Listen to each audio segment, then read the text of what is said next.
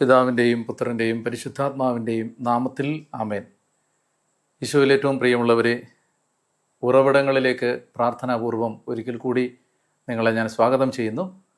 യോഹന്നാൻ്റെ സുവിശേഷ വചന പഠനത്തിലാണ് നമ്മൾ ഏർപ്പെട്ടിരിക്കുന്നത്. യോഹന്നാൻ്റെ സുവിശേഷത്തിൻ്റെ ഏറ്റവും പ്രധാനപ്പെട്ട ഒരധ്യായത്തിലൂടെയാണ് നമ്മുടെ ചിന്തകൾ കടന്നു പോകുന്നത്. യോഹന്നാൻ്റെ സുവിശേഷം 17-ാം അധ്യായം 1 മുതൽ 5 വരെ വാക്യങ്ങൾ. ഈശോയുടെ മഹാപുരോഹിത പ്രാർത്ഥനയുടെ ആദ്യ ഭാഗം കഴിഞ്ഞ എപ്പിസോഡിൽ നമ്മൾ കണ്ടു. കഴിഞ്ഞ എപ്പിസോഡിൽ ഈ വിഷയം ചർച്ച ചെയ്തപ്പോൾ 17-ാം അധ്യായത്തിലെ ഈശോയുടെ പുരോഹിത പ്രാർത്ഥനയ്ക്ക് 3 ഭാഗങ്ങളുണ്ട് എന്ന് നമ്മൾ മനസ്സിലാക്കിയിരുന്നു. അതിലെ ആദ്യത്തെ ഭാഗം ക്രിസ്തു തനിക്ക് വേണ്ടി പ്രാർത്ഥിക്കുന്നു. ക്രിസ്തുവിൻ്റെ പ്രാർത്ഥന പിതാവേ എന്നെ മഹത്വപ്പെടുത്തണമേ എന്നാണ്. നമ്മൾ ആദ്യത്തെ 5 വാക്യങ്ങളിൽ അത് കണ്ടു. ഇനി ഈ പുരോഹിത പ്രാർത്ഥനയുടെ രണ്ടാമത്തെ ഭാഗം എന്ന് പറയുന്നത് യേശു തൻ്റെ അപ്പസ്തോലന്മാർക്ക് വേണ്ടി, ശിഷ്യന്മാർക്ക് വേണ്ടി പ്രാർത്ഥിക്കുന്നതാണ്. അത് 17-ാം അധ്യായത്തിൻ്റെ 6-ാമത്തെ വാക്യം മുതൽ 19-ാമത്തെ വാക്യം വരെയാണ്. നമുക്ക് ഓരോ വാക്യങ്ങളായി വായിച്ച് മനസ്സിലാക്കി മുന്നോട്ട് പോകാം. 17-ാം അധ്യായം 6-ാം വാക്യം. ലോകത്തിൽ നിന്ന് അവിടുന്ന് എനിക്ക് നൽകിയവർക്ക് അവിടുത്തെ നാമം ഞാൻ വെളിപ്പെടുത്തി.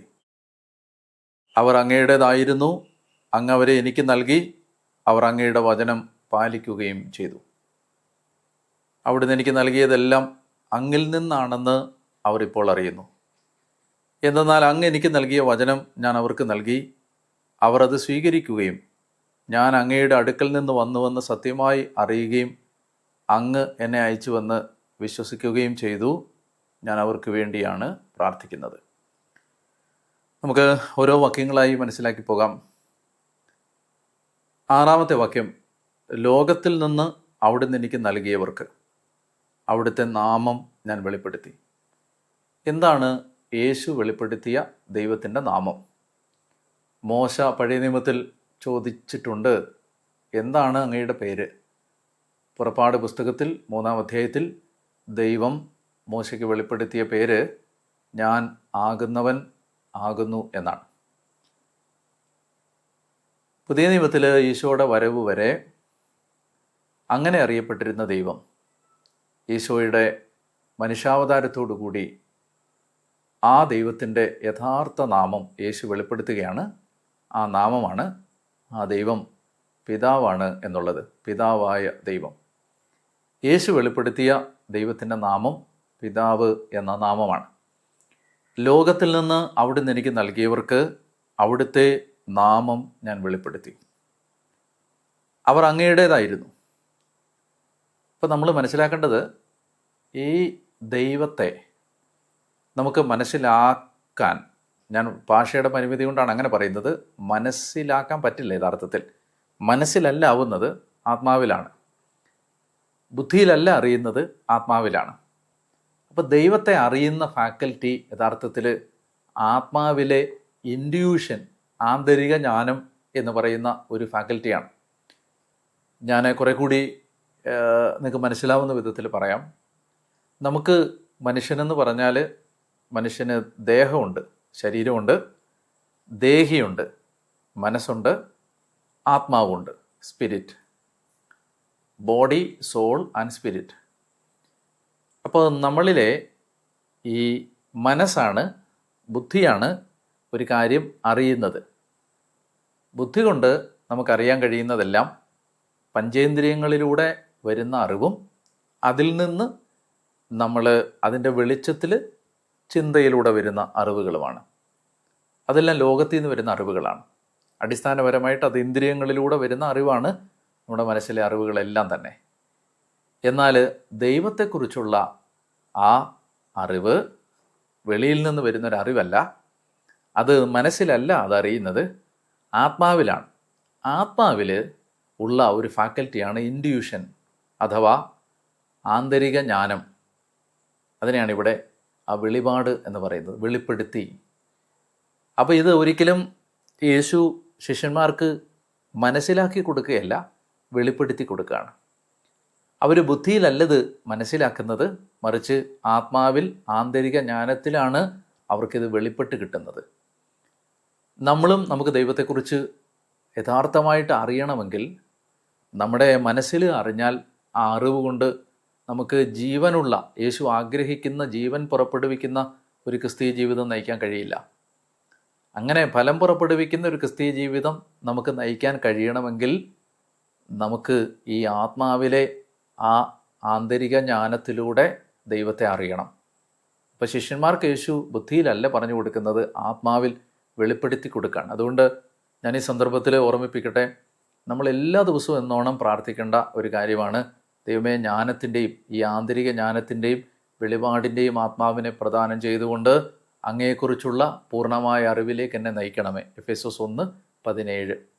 എഫേസോസ് 3:3 പൗലോസ് പറയുന്നുണ്ട്, എനിക്ക് ക്രിസ്തുവിനെക്കുറിച്ചുള്ള ആ ജ്ഞാനം ആരും എന്നെ പഠിപ്പിച്ചതല്ല, അതെനിക്ക് ഒരു വെളിപാടിലൂടെയാണ് ലഭിച്ചത്. ഗലാത്യർ 1:11 ഒക്കെ വരുന്ന വാക്യങ്ങളിൽ വായിക്കുന്നുണ്ട്. 1:11, ഇത് ഞാൻ മനുഷ്യരിൽ നിന്ന് സ്വീകരിച്ചതല്ല, ആരും എന്നെ പഠിപ്പിച്ചതല്ല, യേശുക്രിസ്തുവിൻ്റെ ഒരു വെളിപാടിലൂടെയാണ് എനിക്ക് ഈ സുവിശേഷം ലഭിച്ചത്.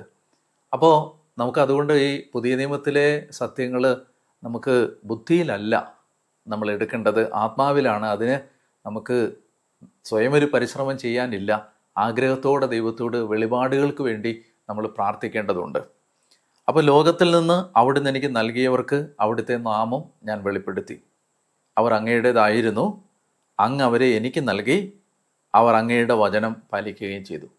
യേശുവിൻ്റെ സ്വന്തം ആയ എല്ലാ ആളുകളും പിതാവിൻ്റേതായിരുന്നു. പിതാവ് ലോകസ്ഥാപനത്തിന് മുമ്പേ അവരെ തിരഞ്ഞെടുത്തതാണ്. ഇപ്പം നമ്മൾ യേശുവിനെ അറിഞ്ഞു, യേശുവിനെ അറിയാൻ ഭാഗ്യം കിട്ടി. നമ്മൾ ഓർക്കണം, ഇത് പെട്ടെന്ന് നമ്മളുടെ ഒരു തീരുമാനത്തിൽ വന്ന ഒരു കാര്യമല്ല, മറിച്ച് ലോകസ്ഥാപനത്തിന് മുൻപ് പിതാവ് ക്രിസ്തുവിൽ നമ്മളെ തിരഞ്ഞെടുത്തതാണ്.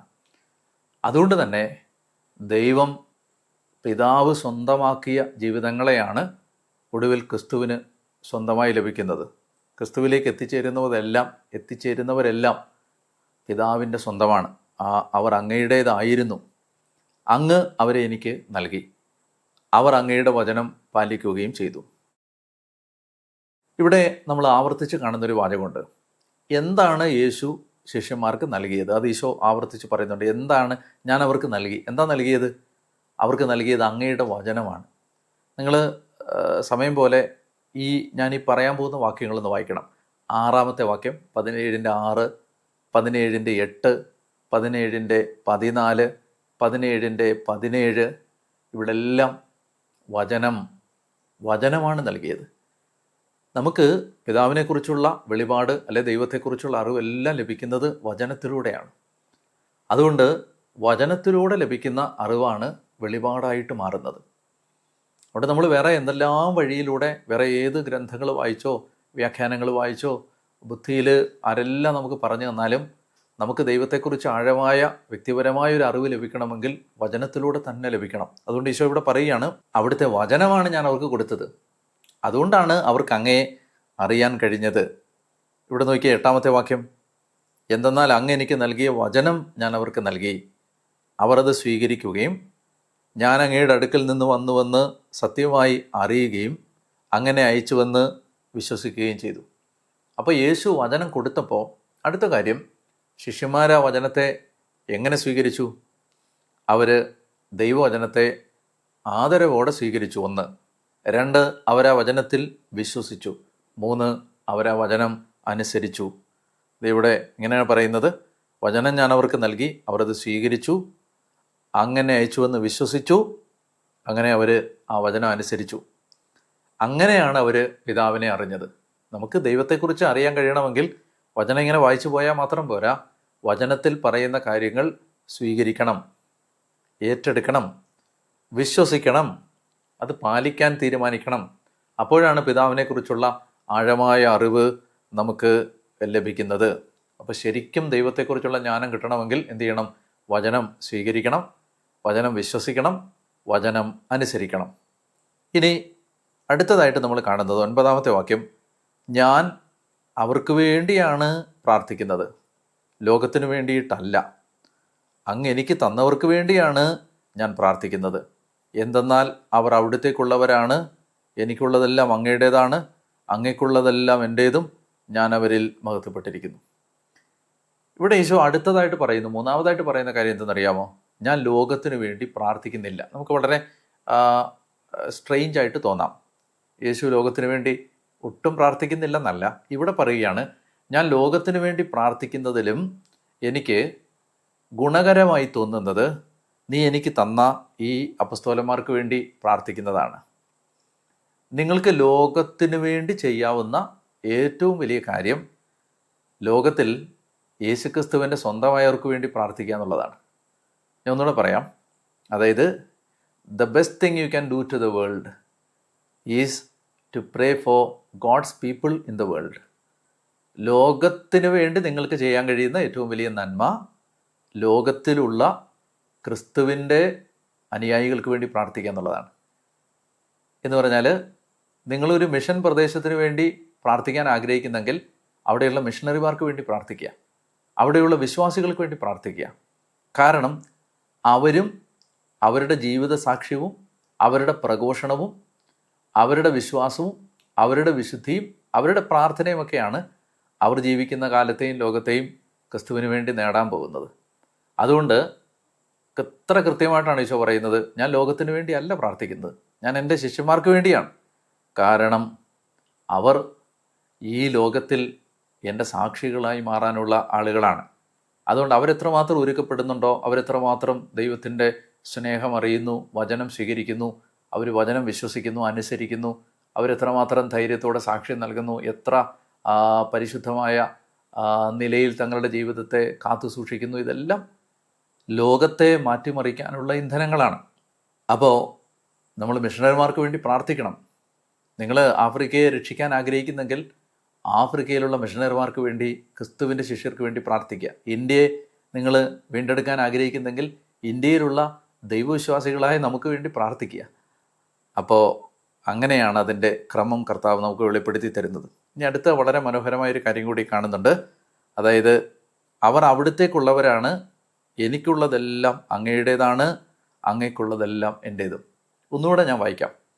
എനിക്കുള്ളതെല്ലാം അങ്ങയുടേതാണ്, എനിക്കുള്ളതെല്ലാം പിതാവേ അങ്ങയുടേതാണ്, അങ്ങയ്ക്കുള്ളതെല്ലാം എൻ്റേതാണ്. ഈ ഓർഡർ മാറിപ്പോകരുത്. അതായത് ഈ ഓർഡർ ശ്രദ്ധിക്കണം. എനിക്കുള്ളതെല്ലാം അങ്ങയുടേതായതുകൊണ്ട് അങ്ങേക്കുള്ളതെല്ലാം എൻ്റേതാണ്. അത് വളരെ ശ്രദ്ധിച്ച് നമ്മൾ മനസ്സിലാക്കേണ്ടതാണ്. നമ്മൾ നമുക്കുള്ളതെല്ലാം ദൈവത്തിന് കൊടുത്തു കഴിയുമ്പോൾ ദൈവത്തിനുള്ളതെല്ലാം നമ്മുടെ ഉപയോഗത്തിനും നമ്മുടെ അനുഗ്രഹത്തിനുമായിട്ട് നമുക്ക് പ്രതീക്ഷിക്കാനുള്ള അവകാശമുണ്ട്. ഞാൻ ഒന്നുകൂടെ പറയാം. നമുക്കുള്ളതെല്ലാം നമുക്ക് വേണ്ടി റിസർവ് ചെയ്യാതെ നമ്മൾ ദൈവത്തിന് സമർപ്പിക്കുകയും കൊടുക്കുകയും ചെയ്യുന്നതാണെങ്കിൽ ദൈവത്തിനുള്ളതെല്ലാം പ്രതീക്ഷിക്കാനുള്ള അവകാശം നമുക്കുണ്ട്. അതായത് if you give everything to God, you have got everything. You have got to him, to God. What happens? then you can expect to have everything he has at your disposal. അപ്പോൾ നമുക്ക് ദൈവത്തിൻ്റേതെല്ലാം നമ്മുടേതാവും. എപ്പോഴാണ്? നമ്മുടേതെല്ലാം നമ്മൾ ദൈവത്തിന് വിട്ടുകൊടുത്ത് കഴിയുമ്പോൾ. അപ്പോൾ ഈശോ പറയുകയാണ്, അങ്ങേക്കുള്ളതെല്ലാം എൻ്റേതാണ്, എനിക്കുള്ളതെല്ലാം അങ്ങയുടേതാണ്, അങ്ങേക്കുള്ളതെല്ലാം എൻ്റേതാണ്, ഞാൻ അവരിൽ മഹത്വപ്പെട്ടിരിക്കുന്നു. 11-ാമത്തെ വാക്യം, ഇനിമേൽ ഞാൻ ലോകത്തിലല്ല, എന്നാൽ അവർ ലോകത്തിലാണ്. ഞാൻ അങ്ങയുടെ അടുത്തേക്ക് വരുന്നു. പരിശുദ്ധനായ പിതാവേ, നമ്മെപ്പോലെ അവരും ഒന്നായിരിക്കേണ്ടതിന് അവിടുന്ന് എനിക്ക് നൽകി അവിടുത്തെ നാമത്തിൽ അവരെ അങ്ങ് കാത്തുകൊള്ളണമേ. നമ്മൾ ഈ ഭാഗത്ത് നമുക്കൊരു യഥാർത്ഥത്തിൽ ഈ കുറച്ച് കാര്യങ്ങൾ കൂടി ഇതിനകത്ത് കാണാനുണ്ട്. ഞാനതുകൊണ്ട് ഈ എപ്പിസോഡിൽ അത് തീരില്ല. അതുകൊണ്ട് 1-2 കാര്യങ്ങൾ പറഞ്ഞിട്ട് ഞാൻ അവസാനിപ്പിക്കാം. ഇവിടെ ഈശോ പറയുകയാണ്, ഞാൻ എന്തുകൊണ്ടാണ് ഇപ്പോൾ പിതാവേ, ഞാൻ എന്തുകൊണ്ടാണ് അവർക്ക് വേണ്ടി പ്രാർത്ഥിക്കുന്നത്? ഞാൻ അവർക്ക് വേണ്ടി പ്രാർത്ഥിക്കുന്നതിൻ്റെ കാരണം എന്താണ്? അതാണ് ഇവിടെ 11-ാമത്തെ വാക്യത്തിൽ പറയുന്നത്. ഇനിമേൽ ഞാൻ ലോകത്തിലല്ല, എന്നാൽ അവർ ലോകത്തിലാണ്. ഞാൻ അങ്ങയുടെ അടുത്തേക്ക് വരുന്നു. പരിശുദ്ധനായ പിതാവേ, നമ്മെപ്പോലെ അവരും ഒന്നാകേണ്ടതിന് അവിടുന്ന് എനിക്ക് നൽകിയ അവിടുത്തെ നാമത്തിൽ അവരെ അങ്ങ് കാത്തുകൊള്ളണമേ. ഈശോ ഇപ്പോൾ ശിഷ്യന്മാർക്ക് വേണ്ടി പ്രാർത്ഥിക്കുന്നതിൻ്റെ കാരണം എന്തെന്നറിയാമോ? ഈശോ ലോകത്തിൽ നിന്ന് പോവാനൊരുങ്ങുന്നു. ശിഷ്യന്മാർ ആ ലോകത്തിലാണ് താനും. Jesus is going out of this world to leave the apostles in the world. അപ്പോൾ കർത്താവ് പറയാണ്, ഞാൻ അവരുടെ കൂടെ ആയിരുന്നപ്പോൾ, ഈ 3 വർഷം അവരുടെ കൂടെ ആയിരുന്നപ്പോൾ ഞാൻ അവരെ സംരക്ഷിച്ചു. എന്നാൽ ഇപ്പോൾ ഞാൻ ഈ ലോകത്തിൽ നിന്ന് വരികയാണ്. അതുകൊണ്ട് കർത്താവെ, അതുകൊണ്ടാണ് ഞാൻ അവർക്ക് വേണ്ടി പ്രാർത്ഥിക്കുന്നത്. പരിശുദ്ധനായ പിതാവെ, നമ്മെപ്പോലെ അവർ ഒന്നായിരിക്കേണ്ടതിന് അവിടുന്ന് എനിക്ക് നൽകി അവിടുത്തെ നാമത്തിൽ അവരെ അങ്ങ് കാത്തുകൊള്ളണമേ, അവരെ സേഫായിട്ട് കാത്തുകൊള്ളണേ. അതാണ് ആ പ്രാർത്ഥന പറയുന്നത്. 12-ാമത്തെ വാക്യം പറയുകയാണ്, ഞാൻ അവരോട് കൂടെ ആയിരുന്നപ്പോൾ പരസ്യ ജീവിതത്തിൽ അങ്ങ് എനിക്ക് നൽകി അവിടുത്തെ നാമത്തിൽ ഞാൻ അവരെ സംരക്ഷിച്ചു, ഞാൻ അവരെ കാത്തു സൂക്ഷിച്ചു. വിശുദ്ധ ലിഖിതം പൂർത്തിയാകാൻ വേണ്ടി നാശത്തിൻ്റെ പുത്രനല്ലാതെ അവരിൽ ആരും നഷ്ടപ്പെട്ടില്ല. അതായത് ഒരുപാട് കാര്യങ്ങൾ പറയാനുണ്ട്. ഒരു കാര്യം കൂടെ പറഞ്ഞ് ഞാൻ നിർത്താം. ഇവിടെ ഈശോ പറയുകയാണ്, ഞാൻ ലോകത്തിലായിരുന്ന സമയത്ത്, ഞാൻ അവരുടെ കൂടെ ആയിരുന്ന സമയത്ത് അവരെ ഞാൻ സേഫ് ഗാർഡ് ചെയ്തു, കാത്തു സൂക്ഷിച്ചു. നോക്ക് ആ വാക്ക്. കോഴി തൻ്റെ കുഞ്ഞുങ്ങളെ ചിറകിൻ കീഴിൽ കാക്കുന്നത് പോലെ കാത്തു സൂക്ഷിച്ചു. എന്നിട്ട് ഈശോ പറയുകയാണ്, വിശുദ്ധ ലിഖിതം പൂർത്തിയാവാൻ വേണ്ടി നാശത്തിൻ്റെ പുത്രനല്ലാതെ വേറെ ആരും നഷ്ടപ്പെട്ടിട്ടില്ല. യൂദാസിനെ കുറിച്ചാണ്. യൂദാസ് എന്തുകൊണ്ടാണ് നഷ്ടപ്പെട്ടെ? ബിക്കോസ് യൂദാസ് ആദ്യം മുതലേ യേശുവിൻ്റെ കൂടെ ആയിരുന്നില്ല. അങ്ങെനിക്ക് തന്ന, എന്നോട് ചേർന്ന് നിന്ന, എൻ്റേതായിരുന്ന എല്ലാവരും എൻ്റെ കൂടെ തന്നെ സുരക്ഷിതരായിട്ടുണ്ട്. അവർ നഷ്ടപ്പെട്ടിട്ടില്ല. നാശത്തിൻ്റെ പുത്രൻ ആദ്യം മുതലേ എൻ്റെ കൂടെ ആയിരുന്നില്ല. അവനല്ലാതെ വേറെ ആരും നഷ്ടപ്പെട്ടിട്ടില്ല. നമ്മൾ മനസ്സിലാക്കേണ്ടത്, ദൈവം, യേശു നമ്മളെ കാത്തു സൂക്ഷിക്കുന്നത് കൊണ്ടാണ് നമ്മൾ നഷ്ടപ്പെടാതിരിക്കുന്നത്. ഓരോ മനുഷ്യാത്മാവിനെയും യേശു പൊതിഞ്ഞു പിടിക്കുന്നത് കൊണ്ടാണ് ആ ആത്മാവ് നഷ്ടപ്പെട്ട് പോകാത്തത്. അതുകൊണ്ട് നമ്മൾ എത്രമാത്രം കരുതലോടെ സംരക്ഷിക്കപ്പെട്ടവരാണ് എന്ന് നമ്മൾ ചിലപ്പോഴെങ്കിലുമൊക്കെ ഓർക്കേണ്ടതുണ്ട്. അതിന് നന്ദിയുള്ളവരായി ജീവിക്കേണ്ടതുണ്ട്. ഞാൻ വീണാലും അത് മാരകമായിരിക്കില്ല, എന്തെന്നാൽ അവിടുന്ന് എൻ്റെ കയ്യിൽ പിടിച്ചിട്ടുണ്ട് എന്ന വചനം ഓർക്കാം. പ്രിയപ്പെട്ടവരെ, ഇന്ന് ഞാൻ ഈ എപ്പിസോഡ് അവസാനിപ്പിക്കുമ്പോൾ എത്രമാത്രം ഒരു സ്നേഹം നിറഞ്ഞു നിൽക്കുന്ന വാക്കുകളാണ് ഇവിടെ ഈശോ ശിഷ്യന്മാരോട് പറയുന്നത്. ഞാൻ ഈ ലോകത്തിൽ നിന്ന് പോവുകയാണ്. പിതാവേ, അവർ ഈ ലോകത്തിലാണ്. ഞാൻ കൂടെ ഉണ്ടായിരുന്നപ്പോൾ അവരെ ഞാൻ സംരക്ഷിച്ചു. എന്നാൽ ഞാനിപ്പോൾ ലോകത്തിൽ നിന്ന് പോവുകയാണ്. നീ അവരെ സംരക്ഷിക്കണേ, നീ അവരെ ഒന്നായിട്ട് കാത്തു സൂക്ഷിക്കണേ. എത്ര ഹൃദയഭേദകമായിട്ട്, എത്ര ഉള്ളിൻ്റെ ആ ഉള്ളാഴങ്ങളുടെ ആഴത്തിൽ നിന്നാണ്, ആ അടിയിൽ നിന്നാണ് ഈ വാക്കുകൾ വരുന്നത്. ഉള്ളുലയുന്ന വാക്കാണിത്. സ്നേഹം വഴിഞ്ഞൊഴുകുന്ന, കവിഞ്ഞൊഴുകുന്ന, ആ പരിധിയില്ലാത്ത സ്നേഹത്തിൻ്റെ നിലയ്ക്കാത്ത കുത്തൊഴുക്ക് ഈ വാക്കുകളിൽ കാണാൻ കഴിയും. ഒത്തിരി സ്നേഹിക്കുന്നുണ്ട് ഈശോ നമ്മളെ. ആ സ്നേഹം ഈ വാക്കുകളിലൂടെ നിങ്ങൾക്ക് മനസ്സിലാക്കാൻ കഴിയട്ടെ എന്ന് ഞാൻ പ്രാർത്ഥിക്കുന്നു.